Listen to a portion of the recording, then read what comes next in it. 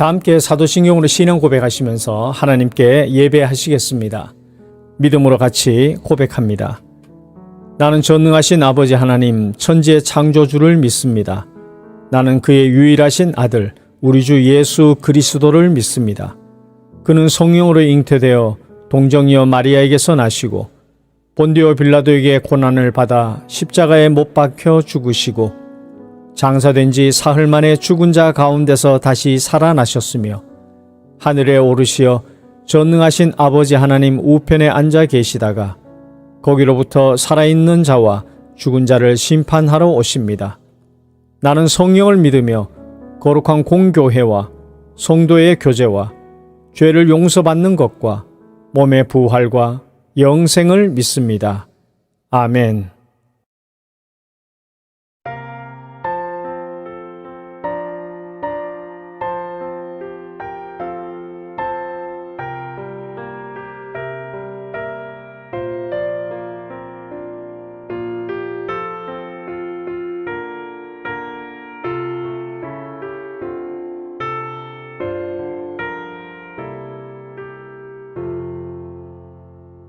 내 주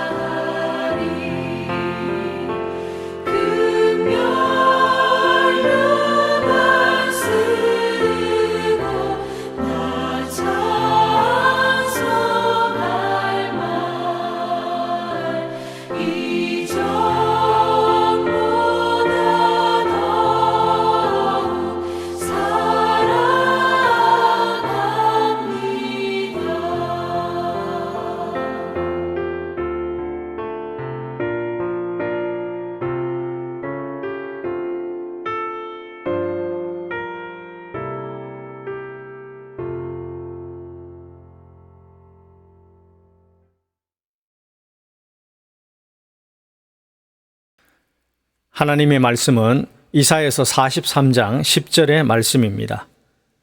이사야서 43장 10절 말씀입니다. 나 여호와가 말하노라. 너희는 나의 증인, 나의 종으로 택함을 입었나니 이는 너희로 나를 알고 믿으며 내가 그인 줄 깨닫게 하려 함이라. 나의 전에 지음을 받은 신이 없었느니라. 나의 후에도 없으리라. 아멘. 저는 목회자가 되기 전에 20대 중반부터 평신도 사역을 했습니다. 대구의 종합문화선교 찬미라는 선교단체의 음악선교부 전임 간사로 사역을 했습니다. 이 선교단은 1980년대 말에 창단되었는데 우리가 잘 아는 일어나 걸어라, 가서 제자 삼으라, 하나님은 실수하지 않으신다네, 오신실하신 주 등 많은 성도들이 애창하는 복음성가를 작곡하신 최영덕 간사님이 선교단 대표이자 리더로 계셨습니다.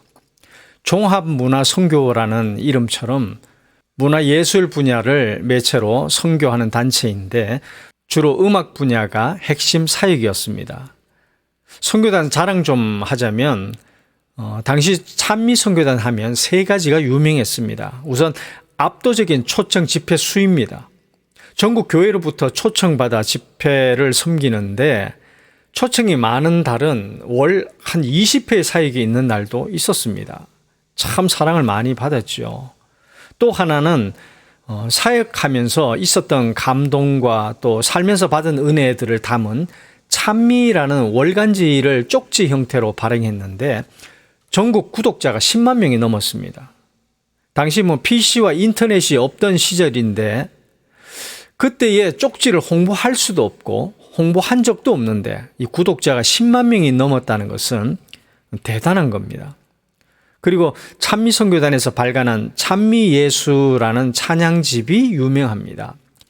당시 이 찬양집은 전국 교회에 없는 곳이 없다 할 만큼 많이 보급된 전무후무한 찬양집으로 한국 기독교 역사에도 남아 있습니다.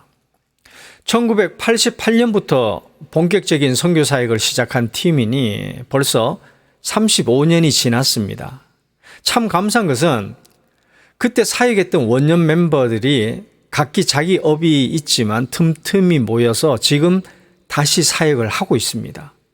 물론 하고 있는 일들이 있어서 많은 사역은 할 수 없지만 한 달에 한두 번 초청 사역을 섬기고 있습니다. 35년 전만 해도 교회에서 전자악기를 사용하는 밴드도 없었을 뿐 아니라 밴드로 하는 찬양 집회를 접하기란 드문 일이었죠. 하지만 지금은 격세지감이 느껴질 만큼 교회마다 열리고 있는 찬양 모임은 다양한 장르의 음악과 세련된 편곡 그리고 수준 높은 연주와 가창 실력이라서 30년 전과는 비교할 수 없을 만큼 수준이 높습니다. 당시 원년 멤버들이 지금 대부분 환갑을 훌쩍 넘기거나 환갑을 바라보는 나이입니다. 저도 이 사역에 참여하고 있는데 제가 거의 막내입니다. 30년 이전에 활동했던 사람들이 30년이 넘은 노래로 30년 전의 스타일로 하는 집회를 하는데 뭘 볼 것이 있다고 이 늙은 찬양팀을 초청하는지 모르지만 신비롭게도 교회에 초청이 있어서 거의 정기적으로 응하고 있습니다. 이달에도 2번의 사역이 기다리고 있습니다. 제가 처음 사역 합류에 부름을 받고 들었던 생각은 30년 전에 사람들이 30년 전의 노래를 가지고 30년 전의 스타일로 진행하는 이 집회로 과연 얼마나 이 시대의 사람들과 소통하고 공감할 수 있을까 하는 마음이 들었습니다. 늙은 찬양팀과 함께하는 회중들이 혹이나 흘러간 옛 찬양들을 음악으로만 대하거나 신앙의 추억을 소환해서 감성 노름하는 시간으로 삼을까 하는 우려도 없잖아 있었습니다. 심지어 20대 청년부가 저희를 초청했을 때는 심히 당황스럽기도 했습니다. 요즘 청년들 음악 수준이 얼마나 높고 또 귀가 고급스러운데 그런 걸 생각하니 부담이 되더라고요. 하지만 곰곰이 지나온 찬미 선교단을 회상하다가 이런 생각이 들었습니다. 여러분, 을지로에 가면 메트로 감성을 자아내는 카페들이 있습니다. 입구부터 한 사람 겨우 지나갈 정도로 좁은 데다 삐걱이는 나무 계단을 올라가면 촌발 충만한 글씨체와 또 테이블과 의자들로 세팅이 되어 있는데 세련됨도 또 실용성도 없이 불편한 구석인데 그런 카페를 사람들이 찾아갑니다. 분명한 것은 탁월한 기능이나 시설이 고급스러워 찾는 것이 아니라는 겁니다. 고스란히 간직된 과거의 역사를 느낄 수 있어서일 겁니다. 그 자체가 브랜드라는 거죠. 만약 수십 년 전의 형태에 어설프게 현재의 유행을 가미했다면 오히려 모호한 정체성으로 그 카페들은 외면받았을 겁니다. 30년 전의 사람들, 30년이 넘은 노래들, 그리고 30년 전의 스타일은 찬미선교단의 귀중한 자산이자 브랜드라는 생각이 들었습니다. 트렌드를 쫓아갈 실력도 안 되지만 어설프게 가미하고 흉내 내려고 하기보다 그 당시 그 모습 그대로로 존재하는 것으로 이미 가치가 있고 브랜드가 되는, 그래서 찬미이고 그러니까 찬미라는, 지난 30년 넘은 세월 동안 우리에게 역사하셨던 하나님의 흔적을 드러낼 수만 있다면 그것이면 됐다는 마음을 품으니까 부담감이 사라지고 한결 편안해졌습니다. 그 마음을 가지고 첫 집회 장소로 갔는데 단원 한 사람 한 사람이 달리 보였습니다. 연주나 노래하는 기능인으로 본다면은 마음과는 다르게 굳어버린 손가락이고 탄력 있는 성대에서 나오는 평범한 목소리가 전부이지만 무대에 서 있는 모습이 노쇠한 기능인이 아니라 35년간의 찬미의 역사가 서 있는 모습이었습니다. 한 사람 한 사람이 수십 년간 역사하셨던 하나님의 역사의 흔적으로 서 있었습니다. 그래서 더 멋있어 보이고 더 커 보이고 더 아름다워 보였습니다. 저희가 사역하면서 간절히 바라는 것은 회중들이 추억의 찬양들을 통해 과거로 돌아가는 감성에 젖는 시간이 아니라 지난 35년간 우리에게 역사하셨던 하나님의 흔적을 우리의 찬양을 통해 회중들이 그 흔적과 소통하고 공감하면서 하나님을 경험할 수 있기를 저희 팀은 바라고 있습니다. 우리는 두 가지의 흔적을 가지고 있습니다. 살아가면서 내가 남긴 흔적이 있고 하나님께서 내게 남겨주신 흔적이 있습니다. 우리가 먼저 기억해야 할 것은 내 안에 하나님께서 남기신 흔적이 있다는 것입니다. 하나님은 나에게 예수님을 통해 은혜와 사랑의 흔적들을 남겨주셨습니다. 하나님 나라의 모습을 닮은 가치 있고 아름다운 것들이 무엇인지 흔적으로 남겨주셨습니다. 십자가의 목숨값으로 새겨주신 삶의 목적과 방향이라는 이 흔적을 분명히 우리 안에 새겨주셨습니다. 그 흔적이 지워졌거나 희미해진 사람이 있는가 하면 그 흔적을 가지고 바라보며 그 흔적을 따라 또 다른 흔적을 자기 삶에 남기는 이가 있습니다. 스마트폰에 필요한 앱을 설치하고 나면 폰 화면에 그 앱을 사용할 수 있는 아이콘이 뜨죠. 예를 들어 카톡을 설치하고 나면 폰 화면에 카톡을 열어 사용할 수 있는 심볼 마크가 뜨지요. 그것을 아이콘이라 말하는데 그 아이콘을 클릭하면 카톡으로 들어갑니다. 그 아이콘 자체가 카톡은 아니지만 그 아이콘을 통해야 실제 카톡으로 들어가 카톡의 모든 것을 접할 수 있습니다. 그러니까 폰 화면의 카톡 아이콘은 곧 카톡 그 자체임을 보여주는 표시이기도 합니다. 이 아이콘이라는 말은 헬라어 에이콘이라는 말에서 왔는데 에이콘은 유사한 모양을 뜻하는 형상이라는 말입니다. 신약 성서에서 우리를 빗대어 하나님의 형상, 그의 형상, 그리스도의 형상이라는 말이 나오는데 그 형상이라는 단어는 모두 헬라어 에이콘으로 원어 성경에 기록되어 있습니다. 우리가 하나님의 형상을 닮아 지음받았다는 것은 우리 안에 하나님의 유사 모양, 아이콘이 있다는 뜻입니다. 세상은, 사람들은 우리에게 새겨져 있는 하나님 형상의 흔적, 그 아이콘을 통해 하나님의 어떠하심을 접하게 되는 겁니다. 내가 하나님의 형상이라는 말은 내가 하나님의 아이콘이라는 말입니다. 카톡의 아이콘을 통해 카톡이 어떤 것인지 알게 해주고 실제 카톡과 만날 수 있고 카톡으로 들어가서 카톡의 모든 것을 경험할 수 있듯이 우리가 하나님의 형상이라는 것은, 하나님의 아이콘이라는 것은 세상이 하나님의 아이콘인 나를 통해 하나님을 경험하고 접하게 하는 내가 그런 존재라는 겁니다. 내 안에 하나님께서 남겨두신 하나님의 사랑과 은혜의 흔적들, 하나님 나라의 모습을 닮은 가치 있고 아름다운 것의 그 흔적들, 새로운 인생의 목적과 삶의 방향이라고 하는 이 흔적들은 하나님께서 우리에게 남겨두신 많은 그러한 흔적들이 바로 아이콘인 것입니다. 이 흔적들을 통해 세상과 세상 사람들은 하나님을 발견하기도 하고 경험하기도 합니다. 그래서 이런 흔적들은 우리 안에서 희미해지지 않도록 선명하게 새겨져 있어야 합니다. 그리고 이 흔적들을 바라보면서 그 흔적과 결을 같이 하는 또 다른 흔적들을 우리가 살아가면서 남겨야 합니다. 하나님께서 흔적들을 우리에게 남겨주셨다는 것에는 크게 의미하는 바가 있습니다. 예수님 당시 흔적이라는 것은 주로 소유권을 표시하는 것에 쓰였습니다.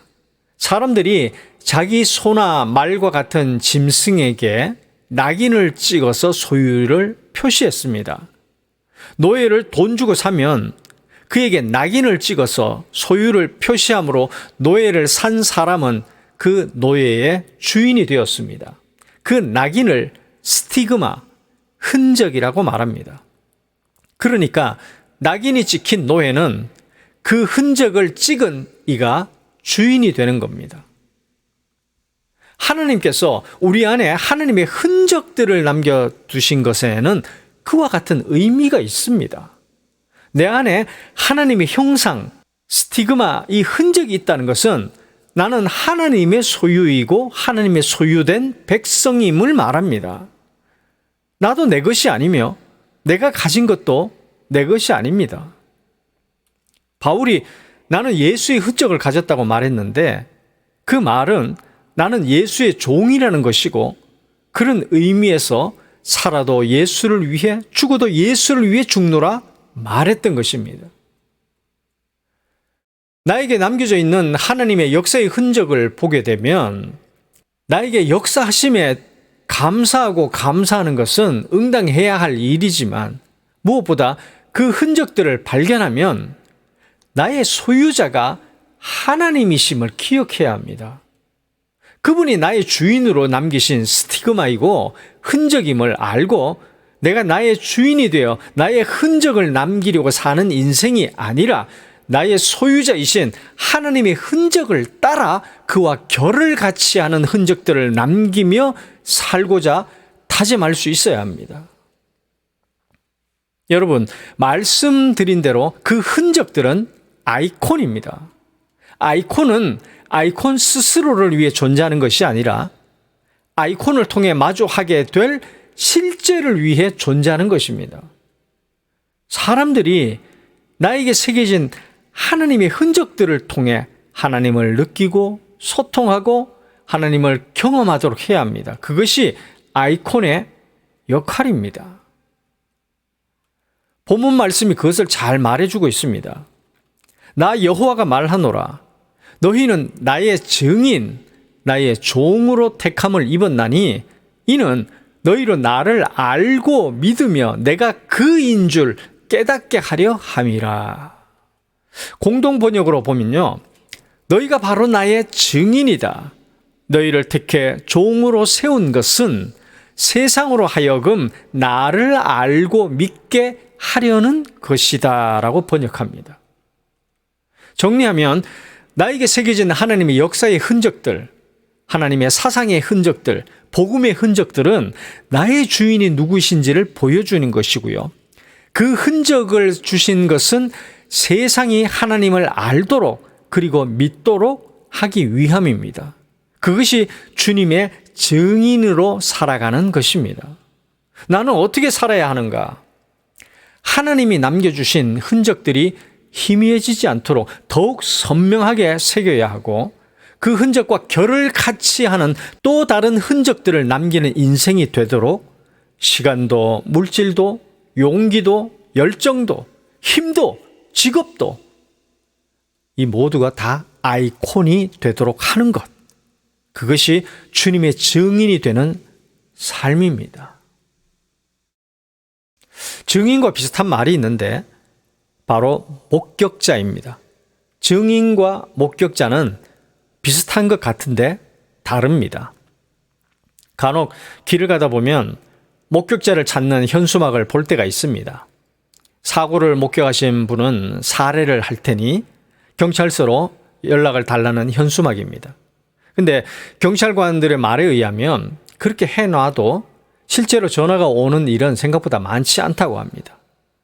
괜히 남의 일에 엮여서 경찰서로 오가는 일을 반복하고 싶지 않아서이고, 그로 인해 다른 갈등이나 피해를 당할까 부담스러워서 목격을 했음에도 제보를 잘 하지 않는다고 합니다. 여러분, 목격자는 그렇습니다. 목격자는 분명히 그 일을 보았음에도 손해가 될지 이게 유익이 될지를 따져서 제보하지 않기도 합니다. 그러나 증인은 다릅니다. 증인은 손해가 되고 피해 당할 것을 감수하고서 그 일에 대해 나섭니다. 하나님은 우리를 하나님의 목격자로 부르시지 않으시고 증인으로 부르셨다고 말합니다. 내가 누구인지 알게 하고 나를 믿도록 너희에게 남겨준 흔적들을 세상을 향해 드러내라고 하십니다. 그 과정에서 어떤 고난과 손해와 피해를 입더라도 증인이 되어 증명하라고 하십니다. 그것이 우리를 부르신 이유라는 거예요. 시대와 뒤떨어진 음악 실력을 가진 늙은 찬미선교단이 기능인이 아니라 35년간 찬미를 통해 역사하셨던 역사의 흔적을 가지고 사람들 앞에 서려고 하듯이, 그래서 사람들이 그 흔적들을 보며 하나님을 발견하고 경험하고 소통하기를 바라는 것처럼 내 인생 곳곳에 배어 있는 하나님의 흔적들을 찾아낼 수 있기를 바랍니다. 그 흔적들이 더 이상 희미해지지 않도록 선명하게 새길 수 있기를 바랍니다. 그리고 그 흔적들을 내 삶의 자리에서 용기 있게 드러내는 증인이 되시기를 바랍니다. 하나님께서 여러분들이 용기 있게 드러내는 그 흔적을 통해 사람들이 하나님을 발견하고 경험하고 깨닫고 소통할 수 있도록 일하실 것입니다. 여러분의 남은 생애가 하나님께서 남겨주신 그 흔적들과 결을 같이 하는 흔적을 새겨가는 생애가 되시기를 축복합니다.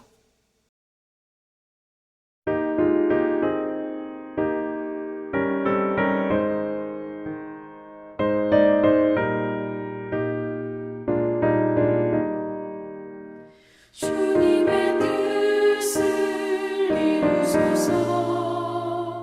고요한 중에 기다리니 지능과 같은 날 빚으소.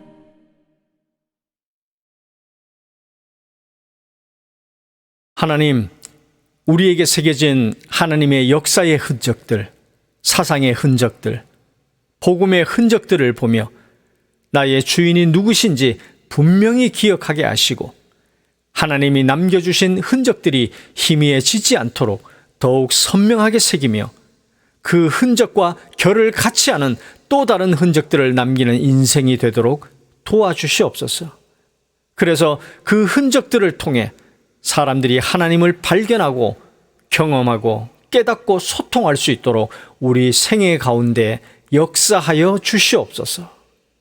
한 주간도 주님 손에 맡깁니다. 주님과 생각이 멀어지지 않고 결을 같이 하는 한 주간이 되게 하시고 각종 바이러스 전염으로부터 자기를 잘 관리할 수 있도록 지혜를 주셔서 건강한 한 주간이 되게 하여 주옵소서. 우리의 주인이신 예수 그리스도의 은혜와 하나님 아버지의 크신 사랑과 성령님의 교통 인도하심이 내 안에 새겨진 하나님의 흔적들을 증인이 되어 용기 있게 드러내어 그 흔적을 통해 세상이 하나님을 발견하고 경험하고 소통하기를 간절히 바라는 성도들과 그들의 가정과 자녀와 일터와 조국의 모든 교회와 성도와 대한민국 위에 함께하여 주시기를 축원하옵나이다. 아멘. 내 주의 은혜 강가로 저 시